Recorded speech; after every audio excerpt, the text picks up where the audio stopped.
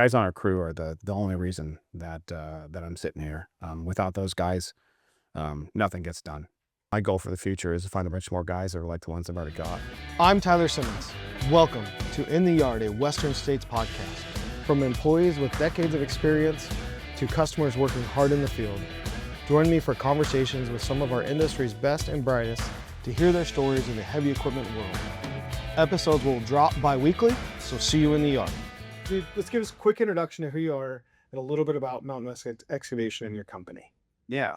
So my name's Travis. I'm the owner of Mountain West Excavation. We've been in business for about 3.5 years. My background is actually in the oil field. I was working out of state, and we started a family, and it was time to come home. So I pretty much bought some equipment, moved home, and then started digging. I had some family that works at CBH, so we had an in for some customers. We got started with them. We moved on, got some more residential customers and a couple small commercial customers, and then we moved in some bigger projects. Spent that first year working out our process, or estimating, getting our equipment figured out, buying some bigger equipment, and then we put a team together, hired a couple guys that were good at doing the work. My background is not running equipment, so that was a big part for me, was put the team together so we can do the work. Oh, wow, that's pretty cool. So what were you doing in North Dakota before you came back? It was kind of the same thing that happened to me, happened to everybody else. The housing market crashed, and the economy started to fall. And at the time, I was working on the family side farm.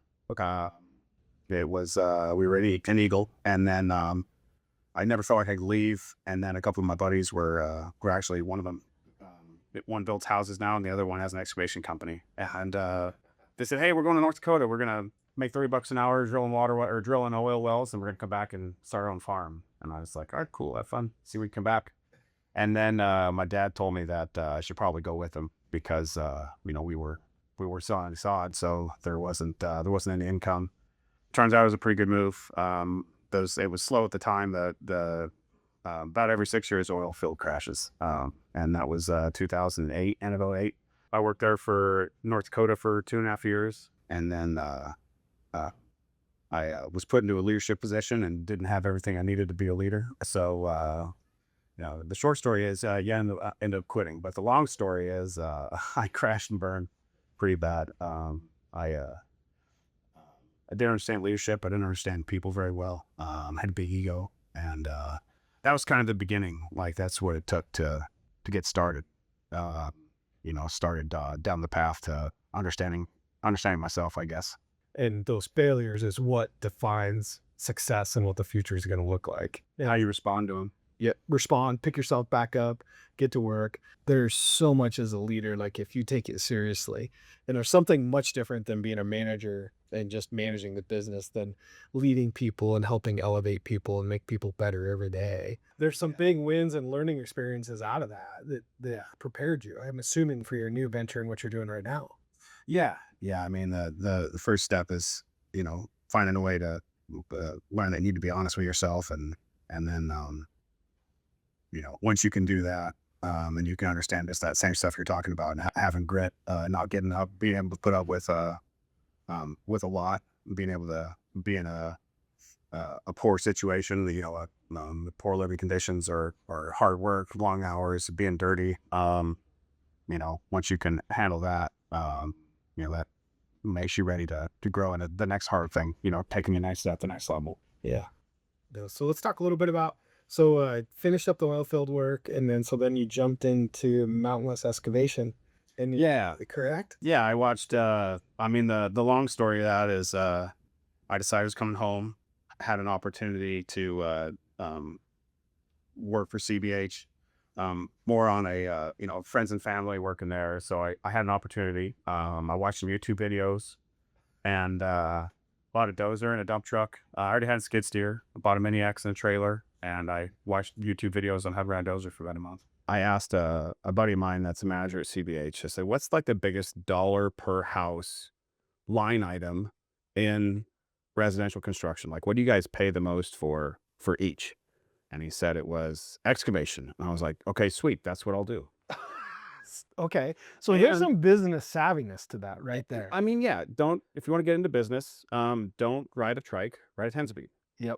Um, the, what he didn't tell me was that the biggest dollar per house is in the development, not in the residential excavation. So digging footings and installing underground utilities and tiny utilities and then concrete prepping, there's not very much money in it. But I found that out by doing it. And, I jumped in with both feet and decided that's what I was going to do. And we slowly transitioned over into doing commercial work. And we're starting to do development work as well. Okay. So let's talk. So you watched some YouTube videos. What was the first job you did? And you're like, oh my gosh, I'm actually doing this. Because that had to have been a very memorable experience. Yeah, it was. The subdivision was Bria. There was 3 houses all right next to each other, and they're really small. Um, it was like probably a normal operator would be about an hour and a half worth of work, so it took me about 4. I dug. I want to say I dug all 3 houses. It took me 2 days. Yeah, it's tough. You jump into something that you don't know how to do. It's one thing when you watch somebody else operate. You can see somebody else do the same thing, and then you just you have a baseline to go off of. Yeah. And you don't get that experience with YouTube. You get like some of the fundamentals, but you got to be brave enough to jump in and do it. Yeah. So The cool thing about operating, right, is it's a skill that can be learned, right? It's a somewhat repetitive task. it is. Yeah. Somewhat. There's a process to that can be taught, There is. Yeah. and that an operator can become very skilled at that over time, That's right. right? So it's a skill that can be mastered through experience. That's right. That's the really cool thing about being an operator. And so I only can imagine, like, backing the dozer off the first time off the trailer and putting that blade in the dirt for the first time. You're like, oh my gosh, I'm actually doing this. It's happening. That was a thrill for sure. Yeah. Yeah, it was a pretty unique experience to Mhm. like go from an idea to here I'm sitting in this dozer digging this house, and you run through your head like I'm doing this wrong, I'm making a mistake, I don't know what I'm doing. These people are looking at you. Why are they looking at you? They know that you don't know what you're doing. But yeah, I mean it's one of the steps. There's like there's a bunch of different levels of being an entrepreneur. And that first step is just one guy, one person, and you're the only employee and you do everything yourself. That's the first level.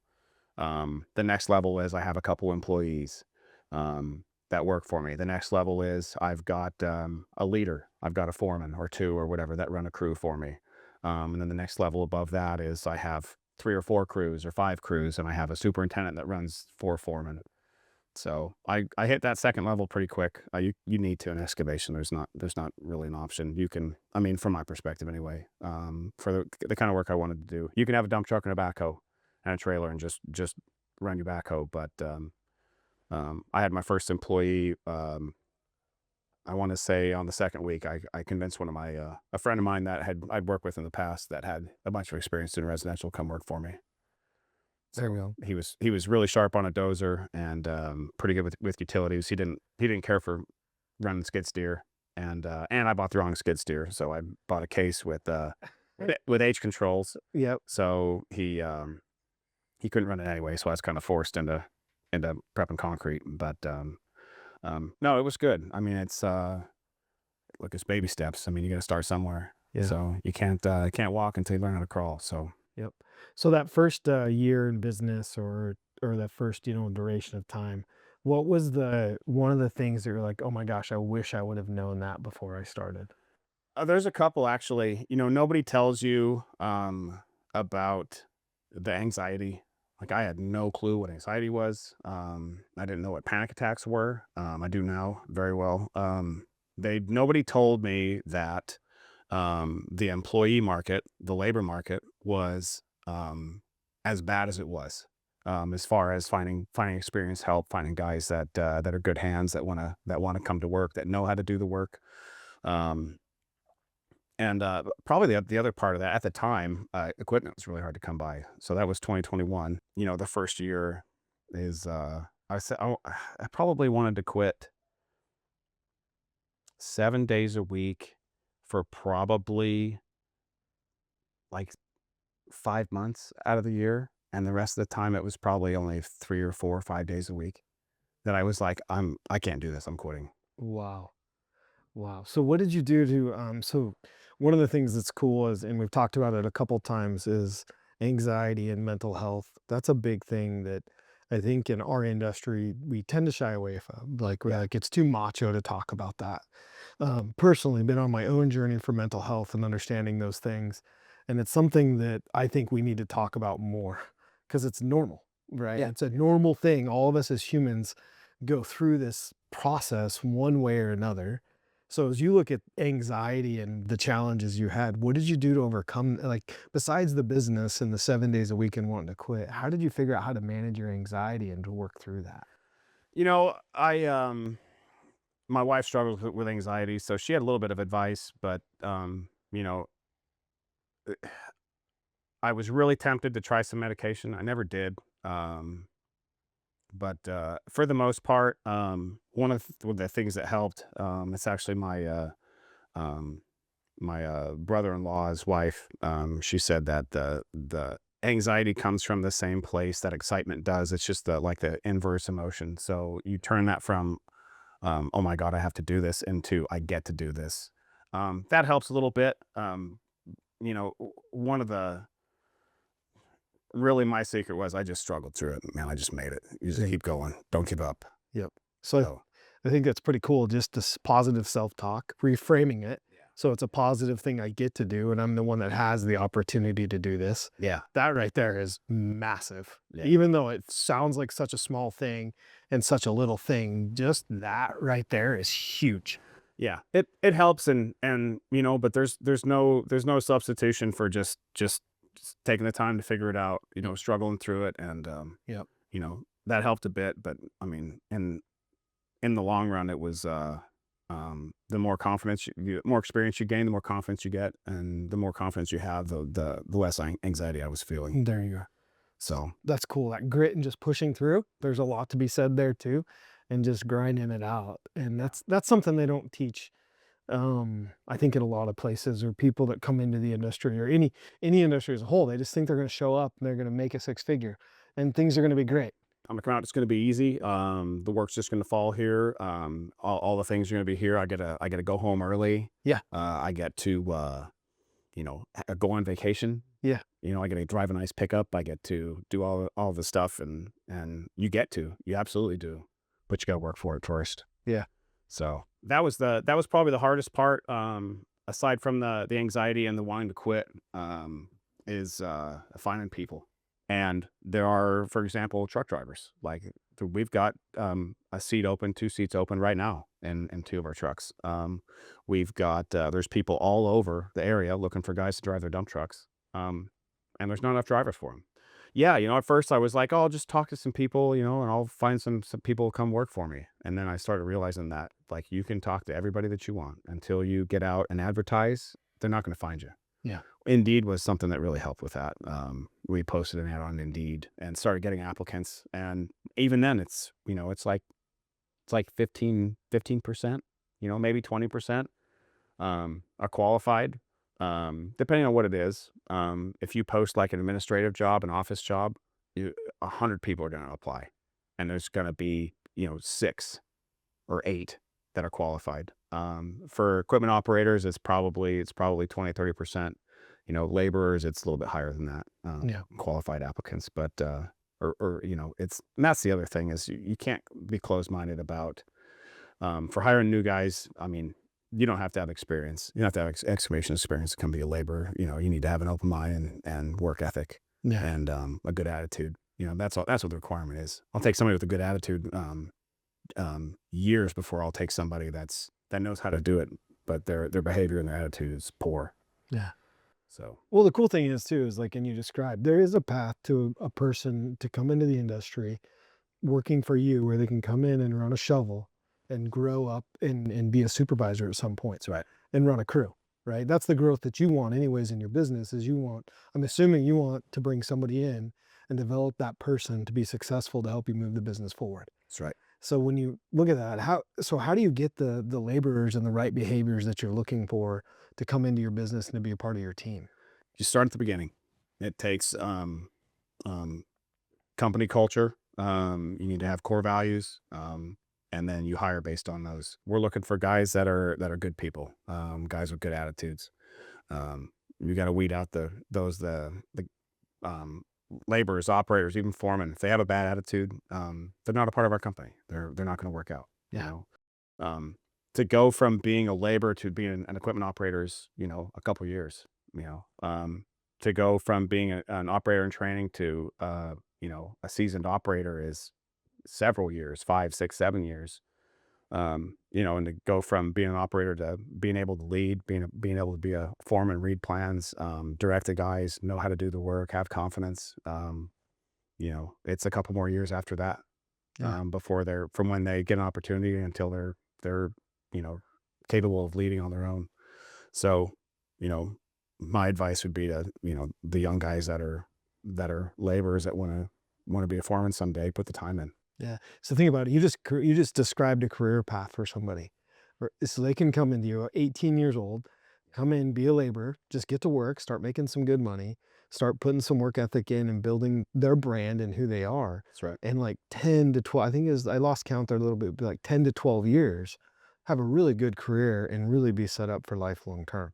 That's right. And the biggest problem is everybody wants it now. Yeah. Everybody wants they want the pay now, they want the title now, they want the perks that come with the job now, but you got to put the time in.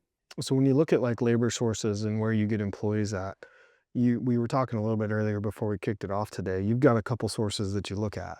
What are those sources and kind of what has worked in both of those cases? The best way to do it is to be in the industry for 20 years and have just a whole list of guys that you used to work with at 3 or 4 different companies Yeah. and be able to draw on them.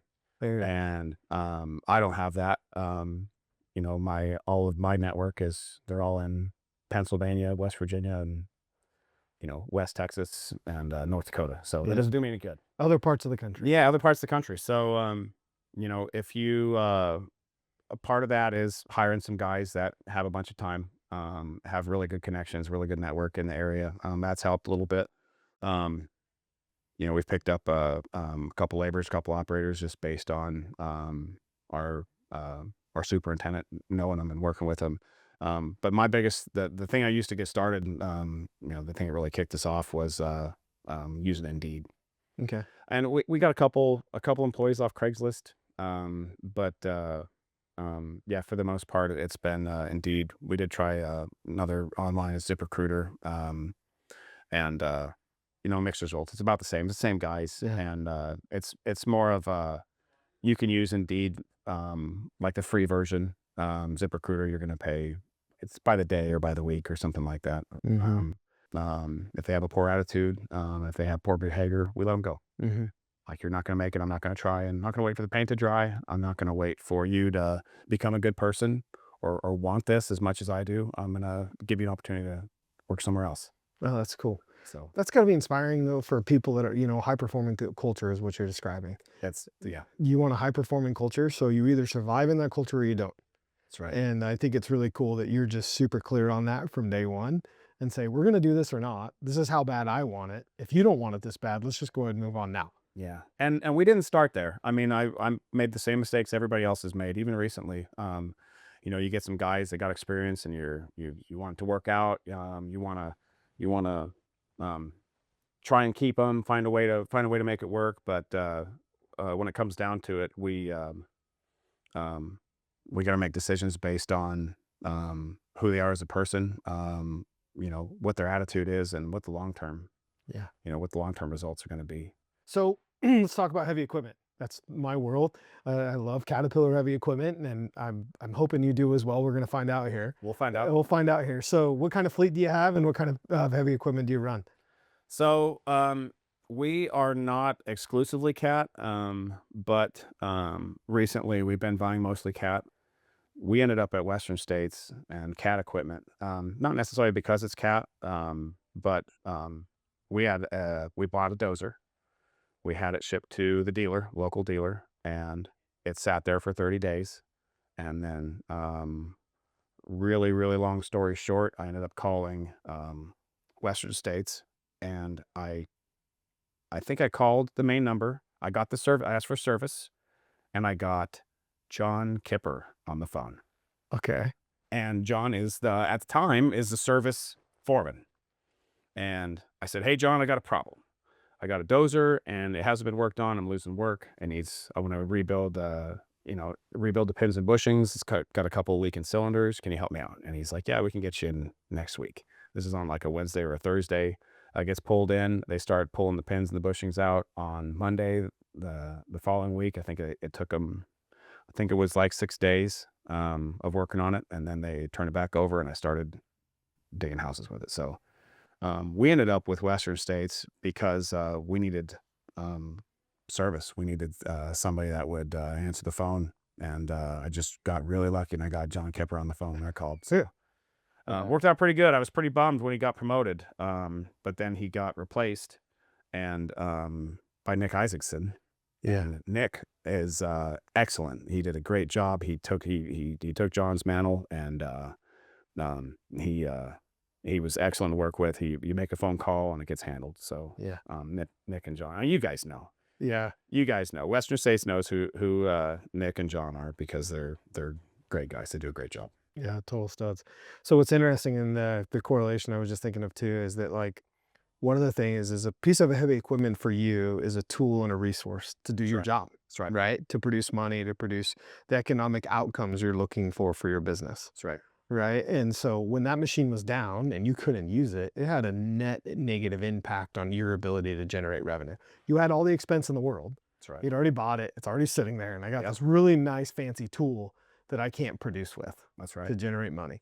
So every minute of downtime or every day of downtime has a net compounding effect for you. We track expenses for each machine, but not as closely as we should. We should be correlating that at the end of the year, tallying everything up to get a true operating cost. But yeah, it's definitely a big bill once you add everything up at the end of the year. Just to maintain just to maintain that doesn't include like major repairs. Yeah. Yeah, and I think it's really cool though that you're starting to track, like I think businesses, there's different phases to do, ownership and operational cost tracking. But that's like the foundation, right? Because when you start to do an estimate, you got to know your cost first. Yeah. Right? You got to know your cost of what it's going to take you to do it, and you got to know how long it's going to take you to do it and what you're going to have to bring in and out to do that, right? So how did you learn how to estimate? Because that's a whole other, because I'm assuming oil field work, you didn't have that. No. So you had to learn how to estimate heavier construction and dirt moving. Yeah. So I guess I'm self-taught. Trial and error. Make a bunch of mistakes. Miss some stuff. Make mistakes and learn from them. That's the key to success is make a bunch of mistakes and learn from them. There you go. And never quit. If you can do those two things, learn from your mistakes and never quit, you're going to be successful. Nice. But for estimating, I don't, we've got software now. We purchased Bid to Win, so it helps out a lot with tracking cost. But I started out the same way everybody else does. I had a spreadsheet that I made over the course of 2 years, 3 years, whatever it was, and it went from one page to 15 tabs with everything you could possibly think of on it to try and track our costs and track our material and figure out where we needed to bid. So I started low. I bid one a little bit low, and then the next however many bids were too high, and then I just started dialing in my price until I could figure out where everybody else was bidding projects at. So there you go. So it's total entrepreneurial. Like if you think of the true story of being an entrepreneur, you're living it, man, every day for 3 years, diving into it. Make mistake after mistake after mistake and learn from as best you can. Dude, that's awesome. That's so cool. So what's your favorite piece of Caterpillar heavy equipment? Oh man. We've had pretty good luck with our 336. we actually bought it from Western States as a used machine. We bought it with a warranty. It had a wiring issue with the DEF system with the DPF right when we bought it. You guys hung on to it for another, I want to say another 3 or 4 weeks or so till it was fixed. It was, kind of a wandering error, and we haven't had any issues with it since. The thing's been great. It's been a good piece of equipment. That's awesome. It runs every day. Excavators are great. They're super versatile, especially like a 336 size. You can load out of it. You can grade with it. You can do all kinds of stuff with excavators. I mean, they're super flexible from that standpoint. Yeah. So it makes a lot of sense. So when you think about some of the coolest jobs you've done over the past couple of years, what is the coolest job you guys have done? Tell me a little bit about it. Man, probably one of the coolest jobs that we've done so far. We're actually working on it right now. It's a storage unit facility. It's in Star, between Star and Eagle. We started out with doing the gravity irrigation, 48-inch RCP, and then now we're doing the rest of the site work. We just finished up doing the water main, but it's been a pretty cool project. Going from 20,000 yards of cut of fill, to 12,000 yards of cut. We were crushing our road mix on site using the pit run that was already placed. It's been a good project. Oh, that's cool. It's been a lot of fun. Nice. So you did gravity. So what is the first part of that project you guys did? Gravity fed sewer. Yeah, gravity irrigation. Okay. So what is Just- that? I've just- never even heard of that. So maybe Gravity irrigation. So it's Yeah. it's a irrigation ditch Okay. that we put in a precast box and then pipe the ditch so that they could essentially put part of the parking lot within the ditch easement. Oh, okay. Okay. So instead of an open ditch now, it's all piped through a concrete pipe. Okay. So put in a concrete pipe, put a parking lot over top of it. Yeah. Okay. Perfect. Cool. And then from there, then you had to just basically level the site out. Yeah. So I mean, the normal steps to any commercial site work. The site didn't need to be grubbed. It was essentially built on pit run, or filled with pit run, but we subgrade it. Subgrade the site, so all the buildings are cut down to the bottom of road mix for the building pads. All of the roads are cut to the bottom of pit run, bottom of the pit run section. So if you ever drive by a job, and you can see where the roads are because they've cut a path into the dirt, you can see where the step for the sidewalks are. Yep, that's been subgraded. Okay. So we'll come in and we subgrade the site, and then we start with the sewer install. So you start at the bottom and work your way up. So the sewer is the lowest pipe. So we install the sewer first, and then we'll come in behind and install the water main, all the water services, and then move on to the storm drain. So during that, we were installing seepage beds as well. Oh, cool. For the storm drain.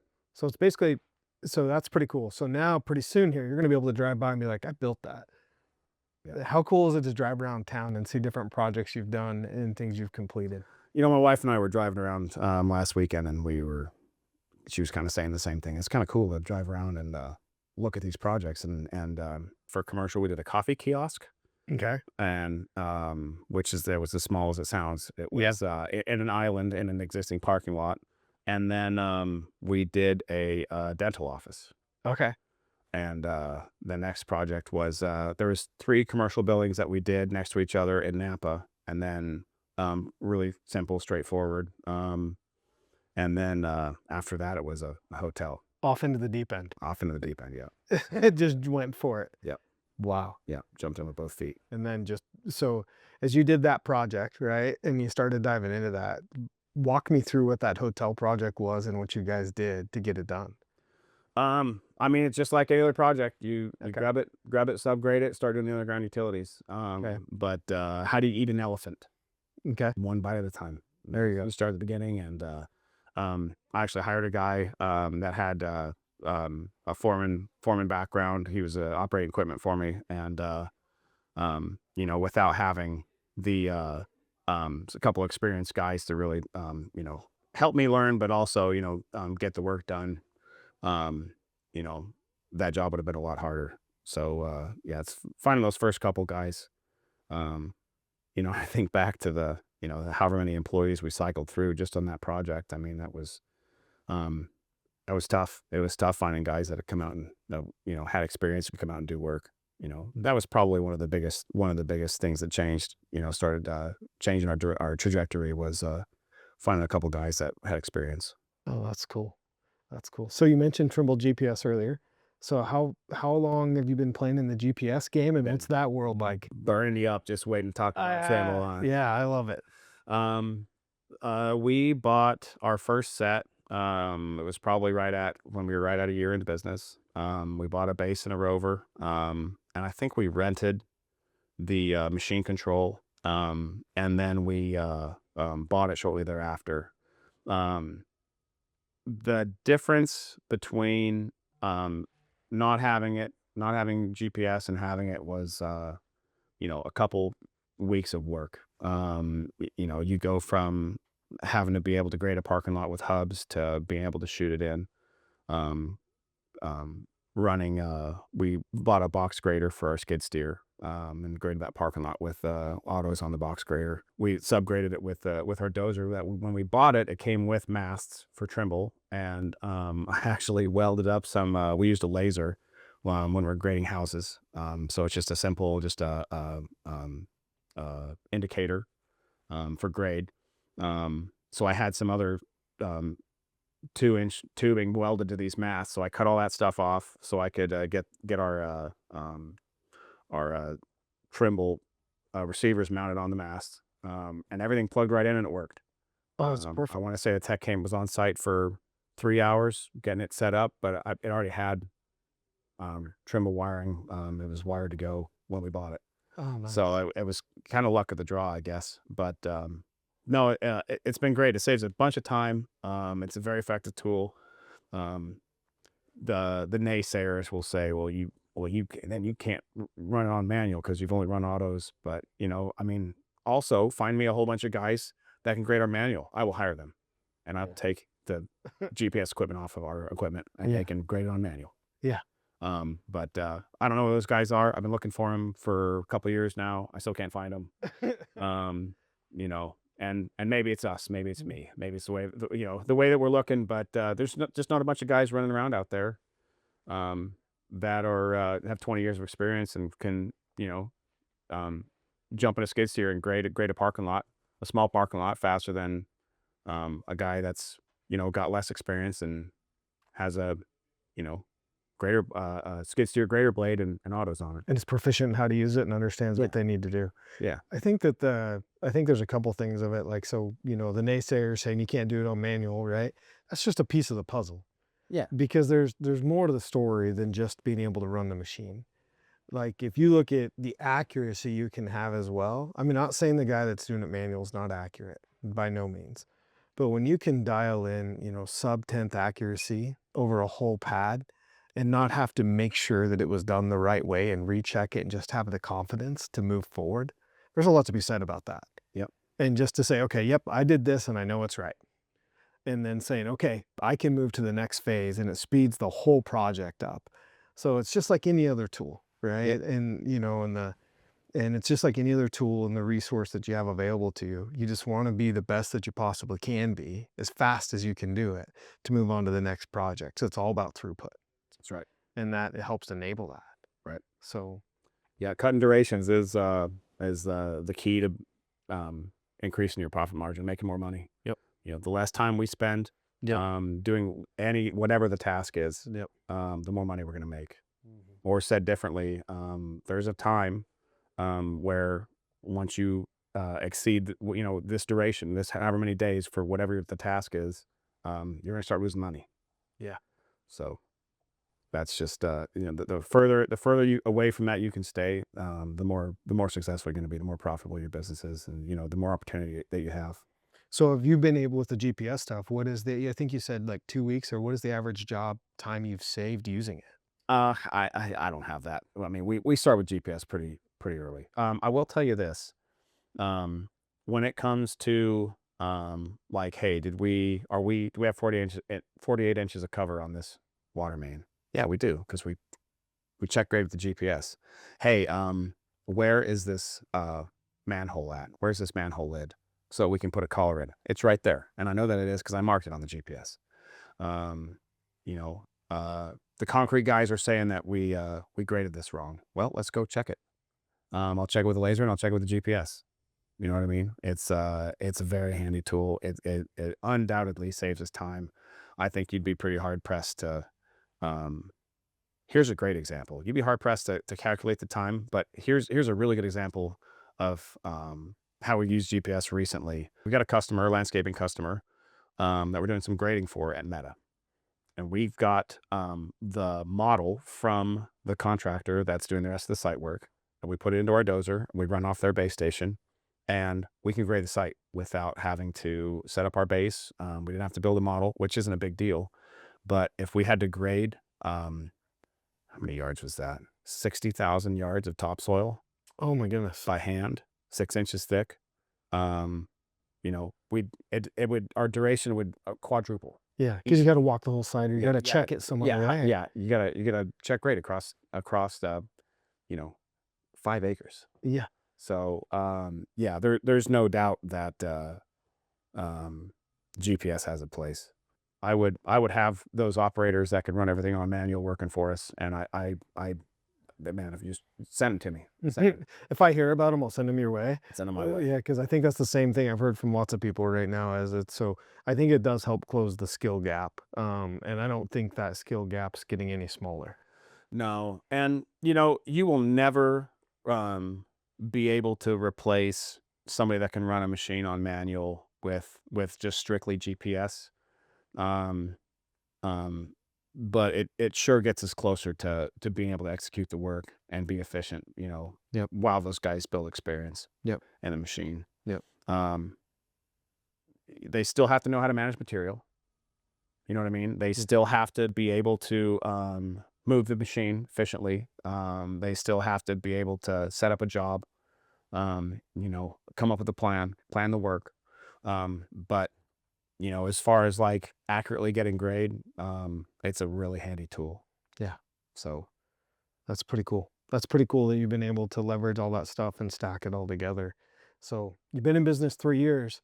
What's that vision? What's the long-term vision? What do you see out in front of you? the another thing they don't really tell you when you start is like what the levels are. You figure that stuff out. It's not hard to find, but Mhm. now that we've reached the level where we've got a manager and a superintendent, field superintendent, and a few foremen running our crews, the next step is to go up the next level, to I guess you'd call it scale, but to bring on another superintendent, split into another 4 crews, There you go. and then beyond that, my goal is to create a set of customers, and a set of guys that can do the work, that I can bring those two together, and we can solve problems. We've got guys that have projects that need their work done, and I've got guys that are trying to raise a family, and I can put those two things together, and we can be successful by providing something that people need, solving a problem, giving the answer to a question, who's going to come out and do our site work. And I can do that by creating value for them, and creating value for the guys that work for us. The guys on our crew are the only reason that I'm sitting here. Without those guys, nothing gets done. Yeah. And it's a struggle finding a bunch of guys that can all have the same interest, and put it together in a way where they can do what's required of them. I'm giving them the things that they need, and they're capable of getting the work done. It's a big process, but yeah, our my goal for the future is to find a bunch more guys that are like the ones I've already got, and continue to grow. That's cool. It's so cool that you have, I love your vision there, a little bit of like, give people jobs so they can build their families, right? They can provide for themselves, better themselves as people, and also help your customers be successful as well. Yeah. Right. That's such a cool, that's such a cool thing to be a part of, man. And to see that that's what you're doing every day, and that you're building your business out for there, man. That's so cool. Yeah. That was the first thing I really started to realize when I first hired my first employee was like, I'm responsible for this person. Like this person will succeed or fail, he'll pay his bills or his family will starve based on the decisions that I make. So I felt really, really responsible um, right out the gate. First employee, I was like, I can't mess this up. I have to do this right. I have to not make mistakes. Otherwise, this person's gonna suffer because of it. Yeah. So, and it doesn't get better. It gets worse. It gets harder. Yeah. You go from having one to having four. You go from having four to having 10. And then the responsibility just adds up. But no, without having those guys on the team, nothing gets done. And said differently, I don't. Even if I could do everything that I do without having employees, I don't know that I would. The team that you build is what defines your company. And I don't think I want to do this alone. I like what we have. That's pretty awesome. I like the way we're set up. So what's been your biggest leadership learning moment in the past couple of years? Oh man. Yeah, bad. How do I? Which one? Exactly. Which right, one? Right. That's a tough question. I mean, you got to remember, I was drinking from a fire hose right out the gate. It's I started something that I didn't know how to do. I had experience leading, but I didn't have experience leading people that were working for me. Where I was their actual boss. It was always when you're an employee but you're in a leadership position, there's structure behind you. Yeah. There's leadership levels above you that kind of keep everything in place. But when it's just you and a couple guys out there and you're signing their paycheck and they're standing next to you, it's different. It's a challenge. The biggest thing I had to learn was how to put everything together and do the work in the field and do the work in the office and answer the phone and review plans and manage material, schedule trucks, and put everything together in something that I didn't have experience on how to do. Yeah.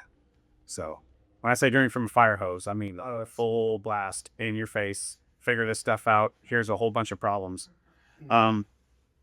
Somebody was, I can't remember who it was. They were describing like being an entrepreneur and being a business leader and, saying it's not fun like everybody thinks it is being at the top. What you do is you hire a team of people around you to solve problems. And you hire the smartest people you can find if you're smart anyway. If you're, you hire as many smart people as you can, smarter than you, and you give them all the most challenging problems. And the ones that they can't solve, they get to you.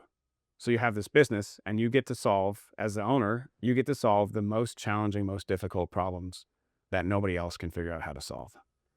So, it becomes very apparent when you're starting to something that you don't have experience with. Because there's no YouTube videos on how to how to figure out how to get these guys to work for me. Yeah. How to keep the equipment running.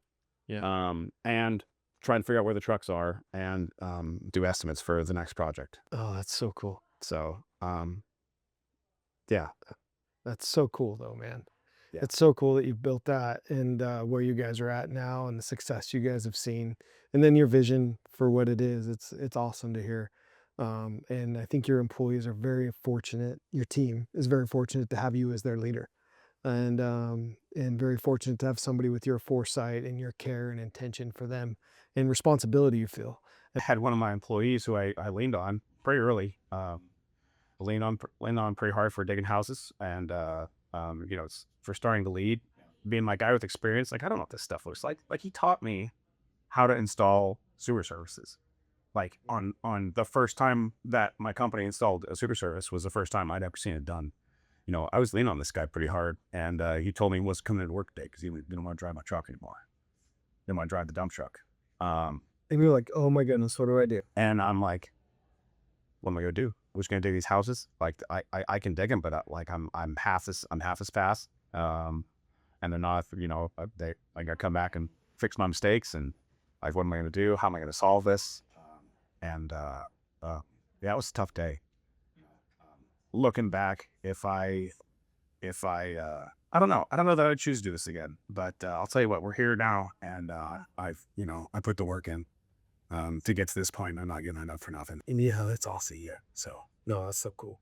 Well, cool, man. Appreciate you for joining us today. Yeah, you bet. Yeah, it's a cool story. Really awesome and inspiring in a lot of ways. Yeah, watch some YouTube videos and you'll figure out the rest. Yeah, but just a couple dots between here and there. Yeah. And just work really hard and it'll be great. Yeah. It'll be great. That'll be great. Nice, man. Well, thank you for being a part of our the podcast, and then also thanks for helping build our communities I get to live in. Right? Yeah. Like at the end of the day, you're part of building the buildings that we're around. You're part of building the roads, building all the different things us as people get to enjoy. Yeah. So literally, thank you for building our community. Yeah, you bet. And putting them together for us, man. I greatly appreciate that. Glad you.